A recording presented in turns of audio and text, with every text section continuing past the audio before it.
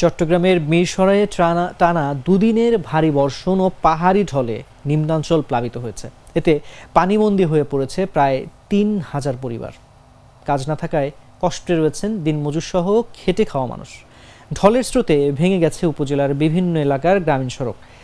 ক্ষতি হয়েছে রোপা আমন ও সবজি ক্ষেতের। অনেক মৎস্য প্রকল্প থেকে মাছ ভেসে গেছে। জানা গেছে টানা ২ দিনের বৃষ্টিতে উপজেলার করেরহাট, হিঙ্গুলি, বারইয়ারহাট পৌরসভা, মিরসরাই পৌরসভার নিম্নাঞ্চল, জোরারগঞ্জ, ইছাখালী, কাটাছড়া, দুর্গাপুর, মিছানালা, খৈয়াছড়া, ওসমানপুর, সরকার তালুক, খিলমুরারি ও ওয়াহিদপুর ইউনিয়নের বিভিন্ন গ্রামে জলাবদ্ধতা সৃষ্টি হয়েছে।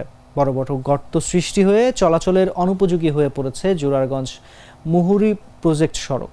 পানিবন্দী হয়ে আছে ফেনাফুনি, ওসমানপুরের মরগাং, চিনকি আস্তান, সরকার তালুক, মাঝগাঁও, খাজুরিয়া, ইসাখালী ভুইয়া গ্রাম ও খিলমুরালি গ্রামের ৩ সহস্রাধিক পরিবার।